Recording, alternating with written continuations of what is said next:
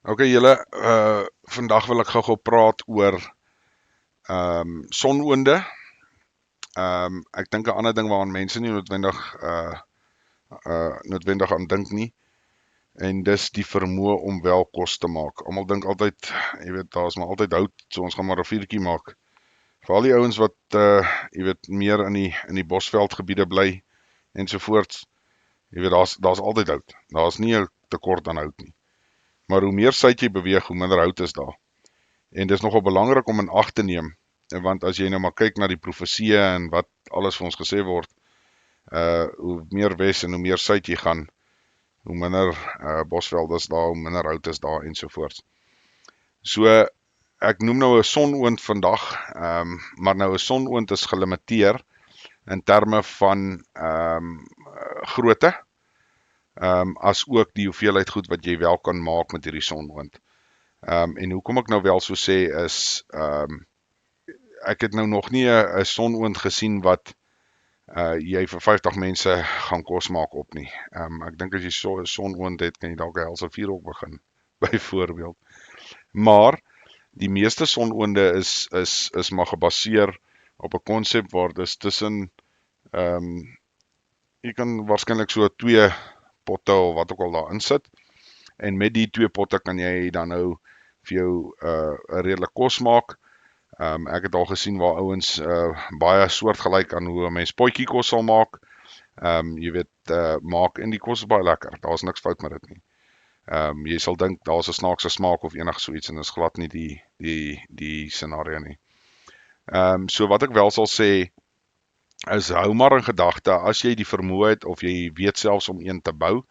Ek het al sonoonde gesien wat ouens gebou het uit byvoorbeeld ou DStv dishes uit. Het hulle hom geplak met speels en hulle het 'n sonoond gemaak daaruit. Jy kry nou meer van die nicer sonoonde wat die ouens gemaak het, of self gemaak het, of wat jy kan koop, wat ook baie nice is. En hulle werk redelik goed en effektief. Dis nogal belangrik, laat 'n mens dalk so iets in jou agter of in jou gatsak het vir jou as familie. Want ek weet die meeste ouens sal 'n bietjie gas hê, en die meeste ouens sal jy weet, sekere backup stelsels hê, maar ons moet verstaan dat daai goedjies raak klaar. En as jy nie die vermoë het, of ons het dit dalk nie meer nie, wat gaan jy dan doen?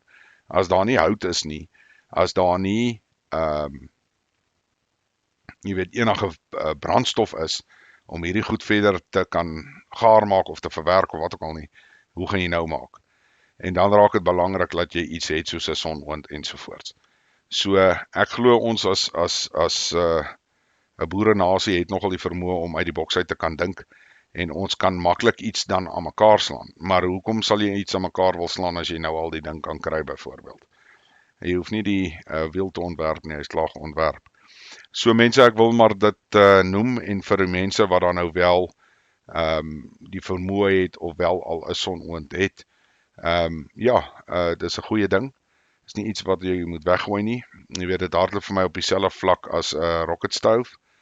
'n Rocket stove is die van die mense wat nie weet nie, dis presies wat hy maar sê, dis 'n stofie wat jy self bou, wat vinnig vuur kan maak. Met baie klein stokkies kan jy 'n baie warm vuur maak. So jy het nie baie vloeistof nodig nie, maar brandstof nodig nie. Maar nou weer sit jy met die scenario, wat as daar nie stokkies is nie? Nou gelukkig, die meeste plekke, weet, hulle het meerendeels die stokkies is daar. So gaan jy daarom redelik kan regkom. So as jy nie 'n sonoond het nie, sorg dat jy ten minste 'n rocket stove het. Maar soos ek sê, die sonoond is belangrik, maar soos ek sê, as jy nie een het nie, sorg ten minste dat daar vir jou 'n rocket stove is, en daai rocket stove wat jy het, gaan jou ook dan nou weer help, as jy dalk ietsie gou moet gaar maak of. Dis belangrik om maar hierdie konseppies net aan te raak. Dis nie, soos ek sê, daar's weer 'n keer magdomvol video's en goeders wat jy kan gaan kyk op die internet, hoe om hierdie goedjies harder te maak, en jy kan selfs van dit aankoop ook.